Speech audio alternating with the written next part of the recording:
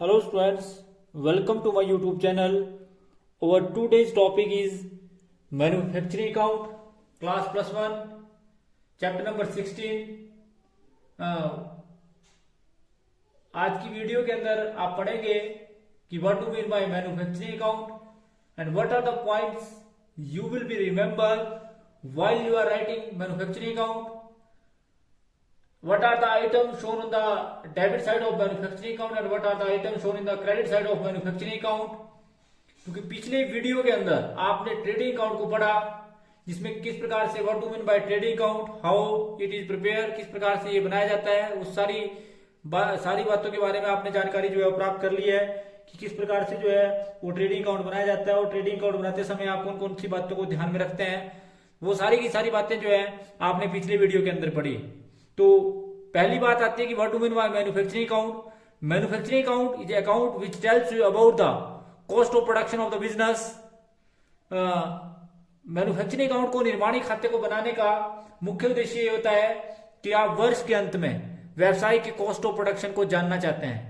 निर्माणी कंपनियां कौन सी कंपनियां होती हैं, या what do mean by manufacturing company. Manufacturing company are those company which convert their raw material into finished goods. जो अपने कच्चे माल को पक्के माल में परिवर्तित करने का कार्य करती हैं, ऐसी कंपनियां जो कच्चे माल को पक्के माल में परिवर्तित करने के कार्य में लगी होती हैं, वह वर्ष के अंत में ट्रेडिंग अकाउंट से पहले मैन्युफैक्चरिंग अकाउंट बनाती हैं.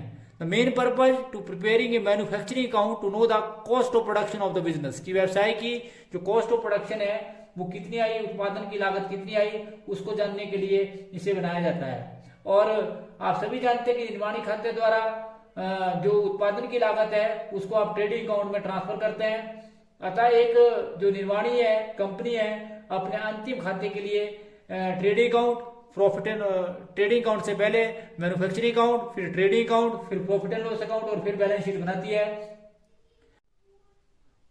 जो निर्माणी खाते के तैयार करने के लिए कच्चे माल की लागत है और उसका निर्मित माल में परिवर्तित करने के लिए कारखाने तक के जो व्यय है वो उसके डेबिट में दिखाए जाते हैं. दैट मीन्स की all expenditure which convert raw material into finished goods and factory expenses are shown the debit side of the manufacturing account and the credit side में आप सभी जानते हैं closing stock of raw material and closing stock of finished goods दिखाया जाता है. अर्थात debit में दिखाई जाने वाली मदें, वो सारी की सारी मदें जो ट्रेडिंग अकाउंट में आती हैं, वो सारी की सारी मदें जो है वो मैन्युफैक्चरिंग अकाउंट में भी आती हैं. छोड़कर किसको, इस बात का ध्यान रखें कि opening stock of finished goods और closing stock of finished goods और सेल को छोड़कर वो सारी की सारी मदें जो ट्रेडिंग के डेबिट में और क्रेडिट में आती थी वह ट्रेडिंग की डेबिट वाली डेबिट में आएंगी और क्रेडिट वाली क्रेडिट में आएंगी. विशेष रूप से ध्यान रखें कि जो आइटम फिनिश्ड गुड्स की हैं, चाहे opening stock of finished goods है, चाहे closing stock of finished goods है और चाहे सेल ऑफ गुड्स है, उन आइटमों को छोड़कर सारी की सारी आइटमें जो ट्रेडिंग की हैं वो मैन्युफैक्चरिंग अकाउंट में भी आएंगी. अर्थात मैन्युफैक्चरिंग अकाउंट के डेबिट में जो आइटमें आती हैं उसमें सबसे पहले ओपनिंग स्टॉक आता है जिसमें रॉ मटेरियल और वर्क इन प्रोग्रेस का ओपनिंग स्टॉक आता है. फिर उसके बाद परचेज ऑफ रॉ मटेरियल आता है और इसमें से लेस करते हैं आप रिटर्न. फिर जितने भी ट्रेडिंग के खर्चे हैं, चाहे वो कैरिज इनवर्ड है, चाहे फ्रेट इनवर्ड है, चाहे आपका वेजेज है, चाहे फैक्ट्री वेजेज है, चाहे फैक्ट्री रेंट है, चाहे फैक्ट्री लाइटिंग है, चाहे depreciation on plant and machinery है, चाहे स्टोर कंज्यूम्ड है, चाहे मोटिव पावर है, चाहे कोल गैस एंड वाटर है, चाहे कोल गैस एंड कोक है, चाहे फैक्ट्री इंश्योरेंस है, repair of any plant, plant and building, plant and machinery, furniture and fixture जिसका भी हो, repair of factory building, repair of factory machinery to factory supervisor salary. ये सारी की सारी आइटमें, अर्थात जिन शब्दों के आगे फैक्ट्री शब्द लग गया है, जिन शब्दों के आगे मैन्युफैक्चरिंग एक्सपेंसिव शब्द लग गया, वो सारे के सारे खर्चे जो है वो ट्रेडिंग के डेबिट में आएंगे. और क्रेडिट साइड में क्लोजिंग स्टॉक आएगा जो रॉ मटेरियल और फिनिश्ड गुड्स का आएगा. हमेशा मैन्युफैक्चरिंग अकाउंट का डेबिट साइड का टोटल जो है वो क्रेडिट साइड के टोटल से ज्यादा आएगा और जो डेबिट साइड का टोटल जो है वो क्रेडिट साइड के टोटल से कितना ज्यादा आएगा उसको निकालने के लिए आप सभी जानते हैं कि डेबिट साइड का टोटल करेंगे और जो आपके पास बैलेंसिंग फिगर आएगा वो कॉस्ट ऑफ प्रोडक्शन आएगा जो ट्रांसफर कर दिया जाएगा ट्रेडिंग अकाउंट में. तो इस बात का विशेष ध्यान रखें कि जब आप मैन्युफैक्चरिंग अकाउंट बनाते हैं तो परफॉर्मा क्या इसका, या what are the points you will be remember. तो सबसे पहले जब आप मैन्युफैक्चरिंग अकाउंट बनाएंगे तो आप बिल्कुल सेंटर में लिखेंगे manufacturing account of Messrs, company का नाम लिख दिया जाएगा फॉर द ईयर एंडेड 31 दिसंबर या 31 मार्च, वर्ष और जो भी है. लेफ्ट हैंड साइड को debit side and right hand side जो है क्रेडिट साइड होगी. पहला कॉलम जो है वो पर्टिकुलर्स का होगा, फिर अमाउंट इन रुपीज, पर्टिकुलर, फिर अमाउंट इन रुपीज, फिर लाइन ऑफ डिमार्केशन अगेन लगा दी जाएगी। तो टू ओपनिंग स्टॉक में मैंने आपको बताया कि रॉ मटेरियल और वर्क इन प्रोग्रेस का ही आएगा, अर्थात फिनिश्ड गुड्स का नहीं आएगा। उसके बाद to work in progress, to purchase of raw material या to purchase of work in progress less return, इसमें से to carriage inward, to factory rent, to factory lighting, to depreciation on plant and machinery, to store consume, to motive power, to factory insurance, to import duty, to coal gas and water, to coal and coke, to repair of plant, to repair of factory building, to depreciation on factory building और to supervisor salary, factory supervisor salary. और by closing stock में raw material work in progress का जो balancing figure आएगा वो cost of production आएगा, जो transfer कर दिया जाएगा ट्रेडिंग अकाउंट में। तो आप विशेष रूप से इस बात को ध्यान रखें कि मैन्युफैक्चरिंग अकाउंट को बनाने का मेन मोटिव ये होता है to know the cost of production of the business.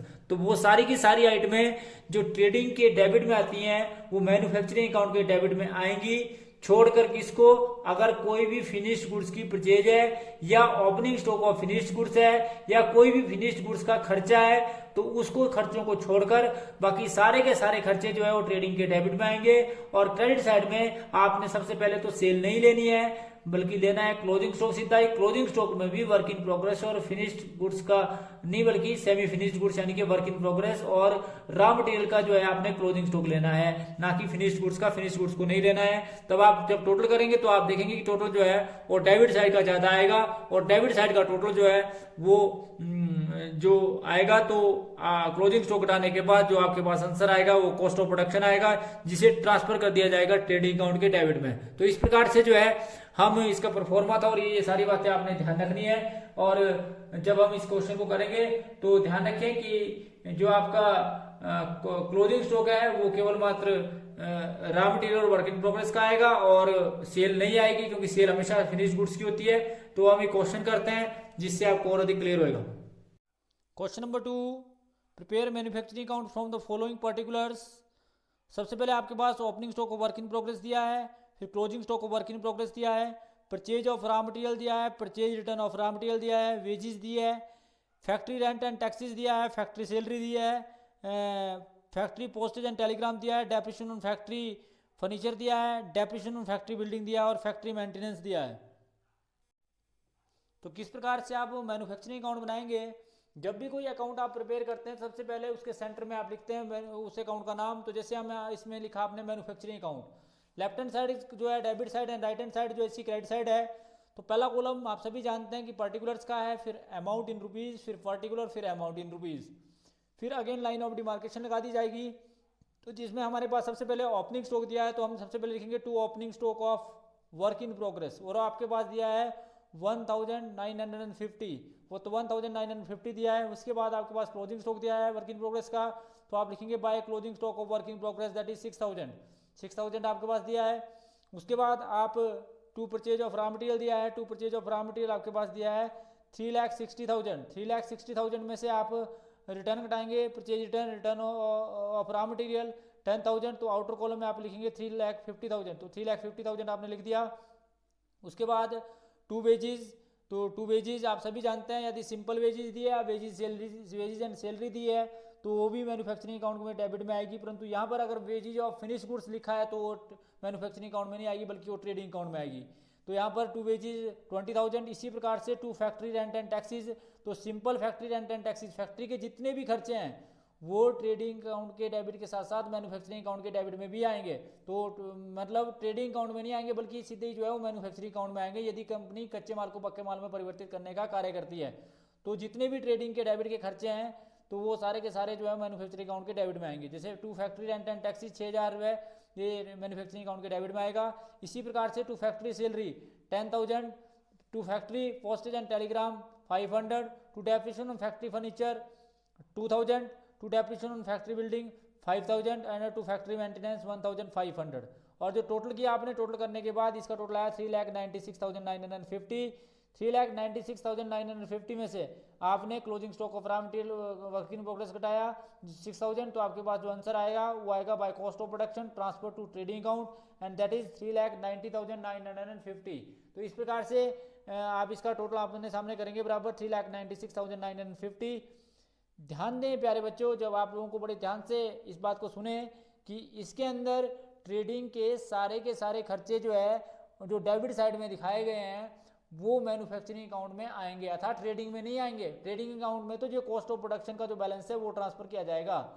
परंतु अगर किसी आइटम के साथ वर्क इन प्रोग्रेस की जगह या रॉ मटेरियल की जगह फिनिश गुड शब्द का प्रयोग किया गया है, तो वो खर्चे मैन्युफैक्चरिंग अकाउंट में ना आकर ट्रेडिंग अकाउंट के डेबिट में आएंगे। जैसे यहाँ पर लिखा होता है कि wages finish goods, wages of finish goods तो आप यहाँ पर नहीं दिखाते, बल्कि इसको आप ट्रेडिंग अकाउंट के डेबिट में दिखाते हैं। इसी प्रकार से जो फैक्ट्री रेंट एंड टैक्सेज है, ये फिनिश गुड्स का है, तो यहाँ अगर फिनिश गुड्स सब लिखा होता है तो ये मैन्युफैक्चरिंग अकाउंट में नहीं आता, बल्कि ट्रेडिंग अकाउंट में आता है। तो इसका मतलब है कि फिनिश्ड गुड्स की आइटमों को छोड़कर, चाहे वो opening stock of finished goods है, चाहे closing stock of finished goods है, चाहे आपका सेल ऑफ गुड्स है, चाहे आपका कोई भी खर्चा जो फिनिश गुड्स का है, वो मैन्युफैक्चरिंग अकाउंट में नहीं आएगा, बल्कि वो सीधा ट्रेडिंग अकाउंट में दिखाया जाएगा।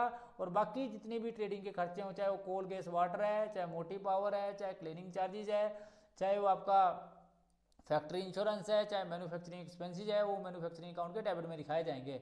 छोड़कर किसको, कि opening stock of raw material, opening stock of finish goods, और any type of expenses of finish goods, purchase of finish goods, और closing stock of finish goods और सेल ऑफ फिनिश गुड्स को छोड़कर सारी की सारी आइटमें जो हैं वो मैन्युफैक्चरिंग अकाउंट में आएंगी। तो मैन्युफैक्चरिंग अकाउंट में आप लिखेंगे इनडायरेक्ट खर्चों को छोड़कर जितने भी डायरेक्ट एक्सपेंसेस हैं जो कच्चे माल को पक्के माल में परिवर्तित करने के लिए किए जाते हैं, उनको दिखाते हैं। और जो इसका आंसर आता है वो कॉस्ट ऑफ प्रोडक्शन आता है। यहाँ से जो कॉस्ट ऑफ प्रोडक्शन आता है इसको ट्रांसफर कर दिया जाता है ट्रेडिंग अकाउंट के डेबिट में। तो इस प्रकार से आज आप लोगों ने मैन्युफैक्चरिंग अकाउंट का मीनिंग पढ़ा, उसका pro forma, point to be remember किस प्रकार से, और किस प्रकार से जो है आप मैन्युफैक्चरिंग अकाउंट को प्रिपेयर करते हैं। तो thanks for watching the video. Please like, comment and subscribe my channel. Thank you.